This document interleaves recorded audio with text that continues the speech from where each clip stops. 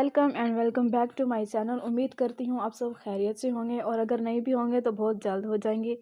तो मेरे पास है ये रॉ सिल्क का फैब्रिक जो आजकल बहुत ज़्यादा ट्रेंड में है। इसका कलर नेवी ब्लू है। ये फैब्रिक थिक लगता है लेकिन फील करने में स्मूथी है और शाइनी भी है। तो मैंने इसका बनाना था पैनल वाला फ्रॉक। सारी कलियां मैंने जोड़कर अपने नाप के अकॉर्डिंग कटिंग करनी है। मैंने फ्रॉक में टोटल 7 कलियां बनाई हैं। जो दरमियान वाली कली है वो ऊपर से 4 इंच की है। इसके लेफ्ट और राइट में 3-3 कलियां हैं जो 2-2 इंच की हैं। और अगर फ्रॉक के घेर की तरफ आए तो नीचे से सारी कलियां जो हमारी हैं वो टोटल 8-8 इंच की हैं और सबकी चौड़ाई सेम ही है। अब आते हैं नेक लाइन की तरफ। वो जो है राउंड नेक लाइन है और इसके नीचे मैंने स्लेट बनाऊंगी। स्लेट किस तरह बनानी है वो मैं बताती हूँ। पहले हम नेक लाइन को डबल करेंगे।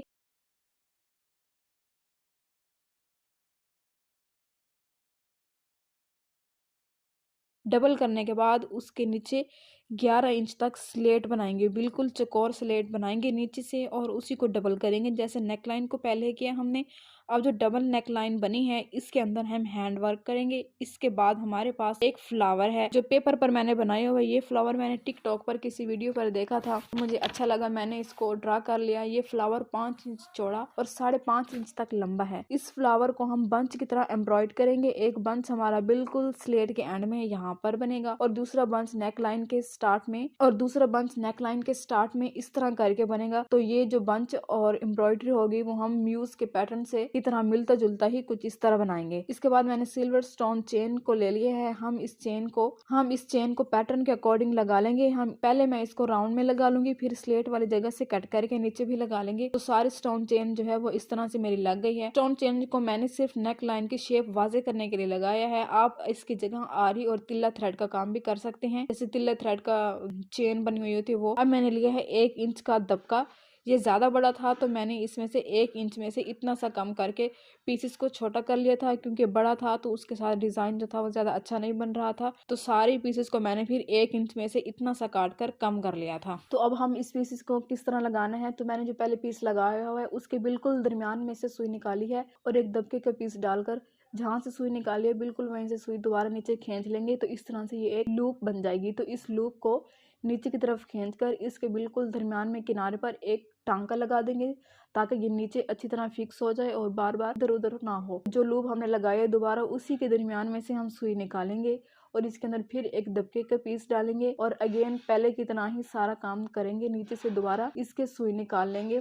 सुई निकालने के बाद उसको नीचे रखकर फिर इसको टांका लगाकर फिक्स कर लेंगे। सारा प्रोसेस जो है हमारे लूप्स का वो इसी तरह ही होगा। देखिए इसी तरह एक ना चेन बन जाएगी। जैसे आरी के साथ हम चेन बनाते हैं ना तिल्ले की, तो ये उस तरह मैंने बनाने की कोशिश की है। ये सारे नेक लाइन के दरमियान वाली जगह पर हम इसी तरह दबके के साथ चेन बनाएंगे और उसको फिक्स करते जाएंगे। इस तरह देख लें जैसे मैंने बनाई है। तो बनाने के बाद जब मैं बना रही थी तो मुझे लगा जब हम नीचे की तरफ बंच बनाएंगे तो फ्रेम में जब मेरी स्लेट आएगी तो वहां से दबका जो है मुड़कर या डी शेप में हो जाए। तो मैंने उसको उधर ही छोड़कर पहले बंच बना लिया। बंच बनाने के बाद मैं जो दबका है उसको आसानी से हाथ से भी लगा सकती हूँ, तो उससे बचने के लिए मैंने नेकलाइन को छोड़कर पहले बंच बनाना शुरू कर दिया। तो बंच को हमने सीधा रखकर मैंने पेस्ट कर लिया कार्बन पेपर के साथ। कार्बन पेपर इसलिए कैमरे में नजर नहीं आ रहा है लेकिन मुझे आ रहा है। ये कैमरा जब नजदीक होगा तो ये हमें ड्रा किया हुआ नजर आएगा। इसी तरह हमने दूसरा फ्लावर भी जहाँ पर रखना था वहीं पर रखकर अच्छी तरह उसको पेस्ट कर लिया है। पेस्ट करने के बाद मेरे पास है ये ग्लास बीड्स गोल्डन कलर के। इनके साथ हम जो हमारा पैटर्न है पहले सारे को इसी से एम्ब्रॉयड करेंगे। तो हमें सिंपल ग्लास बीड्स लेने हैं, उनको लगाना है। 4-5 ग्लास बीड्स लेंगे, उसको लगा लेंगे। फिर 2 या 3 में से पीछे से सुई गुजार कर हमेशा की तरह जैसे पहले हम करते हैं पीछे से सुई गुजार कर आगे से निकाल लेंगे। फिर दोबारा से उसमें कुछ मोती भर देंगे, उनको नीचे की तरफ खींच लेंगे। फिर उन्हीं के दरमियान में से सुई निकाल कर 2 या 3 को छोड़कर फिर इसी तरह सारा फ्लावर जो है हम पहले ग्लास बीड्स के साथ सारा ड्रा कर लेंगे। जैसे हमारा पैटर्न ड्रा था उसी के साथ उसको बना लेंगे। तो ये बिल्कुल आसान है, आप इसको सिंपल सुई के साथ भी कर सकते हैं। अगर किसी को आरी के साथ करना आता है, अब मोतियों वाली आरी के साथ, वो इसको इजीली उससे भी कर सकता है, लेकिन मुझे उससे अभी ये करना नहीं आता है। तो मैं इसके लिए सिंपल नीडल यूज़ करती हूँ। और ये देखिए सारा फ्लावर जो है वो हमारा पहले ग्लास बीड्स के साथ इम्बेलिश हो चुका है। अब इसके ऊपर हमने करना है सीक्वेंस का काम।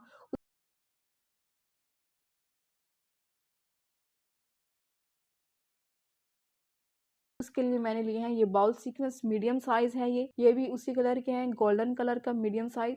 और इसके साथ ही हमने लिए हैं कुछ बाजरा मोती, पक्के रंग में होता है हमेशा बाजरा मोती। तो इसके लिए सबसे पहले हम दरमियान में बंच से स्टार्ट करते हैं। पहले एक सीक्वेंस लेंगे, उसके साथ ही हम लेंगे एक बाजरा मोती। बाजरा मोती लगाने के बाद सुई जो है हम मोती को छोड़कर दोबारा सीक्वेंस में से निकाल कर नीचे की तरफ खींच लेंगे। जैसे हमेशा ये सिंपल सा पैटर्न होता है, आसान सा। इसी को हम सारी जो दरमियान वाला हमारा बंच है इसको हम ऐसे ही फिल करेंगे। एक दानेदार शेप आएगी, इससे ये 3D इफेक्ट लाने की कोशिश करेंगे हम। इस तरह जो हमारा दरमियान वाला है वो इस तरह से बन चुका है। अच्छा, अब आते हैं दूसरी तरफ फ्लावर्स। अब हम फ्लावर्स के पेटल्स में आते हैं। पेटल्स को किस तरह इम्बेलिश करना है वो मैं बता देती हूँ आपको। पहले हमने जितना भी काम किया है वो सिंपल ये सिलाई वाले धागे से काम किया है जो हम सिलाई के लिए इस्तेमाल करते हैं। लेकिन अब जो हम सीक्वेंस लगाएंगे उसके लिए मैंने ये सिल्क का थ्रेड यूज किया है, या आप इसकी जगह तिल्ले का थ्रेड भी यूज कर सकते हैं। ये सिंपल हर दुकान से मिल जाता है। इसको हम सुई में डालकर जो हमारे सीक्वेंस हैं उसको हम दो दो करके एक दूसरे के साथ ऊपर नीचे जोड़ कर लगाएंगे। जैसे कि एक लगा हुआ है, दूसरा मैं लगा रही हूँ। लगाकर दूसरा सीक्वेंस भी उसके ऊपर रखकर हम सुई नीचे की तरफ निकाल लेंगे। तो हमारे जो पेटल्स का काम होगा वो बिल्कुल सब पेटल्स में सेम इसी तरह ही होगा जैसे कि मैंने किया है। थोड़ा थोड़ा ऐसे स्प्रे वर्क की तरह हम हर पेटल्स में ये काम करेंगे। तो यहाँ पर जो थ्री लाइंस थी बीड्स की, उसके ऊपर हम तीन तीन सीक्वेंस जो है लगाएंगे तिकोने एक साथ लगाकर। बाकी सब में दो दो लगाएंगे पेटल्स में जोड़कर। लेकिन इसके नीचे जो डंडी है उसमें भी हम तीन तीन लगाएंगे। हमारे फ्लावर्स बनाने के बाद जो सीक्वेंस हैं वो हम बंच के इर्द गिर्द जो है बंच के सारी तरफ ऐसे जैसे म्यूज का पैटर्न होता है, एम्बेलिशमेंट होती है सीक्वेंस की, तो उसी तरह मैं भी सारी वैसी करने की कोशिश करूंगी। एक फ्लावर्स के बाद जो है वो हल्का हल्का स्प्रे वर्क करूंगी उसके नज़दीक नज़दीक, या जितना ही मेरे फ्रेम में कपड़ा है बस उसी के आसपास मैंने लगाकर इसको इस तरह कर दिया है। लेकिन आप अपने हिसाब से देख लेना, ज़्यादा करना है कम करना है। मैंने तो सिंगल सीक्वेंस लगाए हैं, लेकिन अक्सर पैटर्न जो होते हैं म्यूज का उसमें डबल या ट्रिपल के साथ ही एम्बेलिश किया हुआ होता है, लेकिन मुझे वो ज़्यादा अच्छा नहीं लगा था। तो बनने के बाद ये देखिए मेरा बंच जो है इस तरह बहुत ही खूबसूरत बन गया था। देखने में ये बहुत ही अच्छा लगता है और बनाने में भी बहुत ही आसान और ईजी सा हैंड वर्क है, इसे हर कोई बना सकता है। अब आते हैं दुपट्टे की तरफ। तो दुपट्टा जो था वो मेनली मेरा जो था, मुझे कलर मिला ही नहीं दुपट्टे का। मैं लेने गई मार्केट में से, अभी अवेलेबल नहीं था ये कलर। उन्होंने कहा है कि कुछ दिनों बाद आकर देखना, मिल गया तो ले लूंगी मैं। इसकी वजह से मैंने उसको अभी स्किप कर दिया है। लेकिन आपको बता देती हूँ कि उसको मैंने बनाना कैसे था। तो ये कुबरा खान की एक स्क्रीनशॉट मैंने लिया हुआ है। इसका जो दुपट्टा है जिसके ऊपर ऐसे गोटा पट्टी और किनारी लगी हुई थी, मैंने भी सेम इसी तरह दुपट्टा बनाना था। इसी दुपट्टे की वजह से ही मैंने फ्रॉक पर ऐसे गोटे का और लैस का काम किया था। तो दुपट्टा तो अभी है नहीं मेरा, तो मैं आपको ऐसे बताती हूँ। ये जैसे कुबरा खान ने आगे से लगाई हुई है किरण लैस और पीछे की तरफ तीन जो है बॉर्डर पर तीन गोटे की लाइंस हैं, तो मैंने भी सेम इसी तरह दुपट्टा बनाना था। और उसके कॉर्नर्स पर जो बंच हमने बनाया है शर्ट पर, चारों कॉर्नर्स पर इसी तरह एक एक बंच बनाकर ऐसे गोटे की एम्बेलिशमेंट करनी थी। तो वो तो अभी रह गया है। बनाने के बाद मैंने इसको सारा स्टिच कर लिया है। स्टिच करने के बाद मैं आपको दिखा रही हूँ कि ये कैसा बना था। बहुत ही खूबसूरत और आसान सा हैंड वर्क था जो मैंने बनाया। बाजू पर मैंने इस तरह गोटे का काम किया था। एक चौड़ी लैस ली थी मैंने 1 इंच की, और बाकी सारे जो थी गोटे की बिल्कुल छोटी वाली लैस ली है और उसको हर तरफ से लगाया है। लगाने के बाद मैं आपको नज़दीक से भी दिखा देती हूँ। ये थी हमारी चेन वर्क दबके की, और उसके साथ ये हमारी बंच और उसकी एम्बेलिशमेंट थी, बहुत ही खूबसूरत बनी थी। अब मैं आपको इसके नीचे से भी दिखा देती हूँ कि मैंने इसको नीचे से कैसे बनाया था। जो काम हमने बाजू पर किया हुआ है वही का वही मैंने नीचे सारे घेर पर किया था, और ये इतना खूबसूरत लग रहा था रियल में, मैं आपको बता नहीं सकती। नेकलाइन से भी ज़्यादा खूबसूरत ये लग रहा था।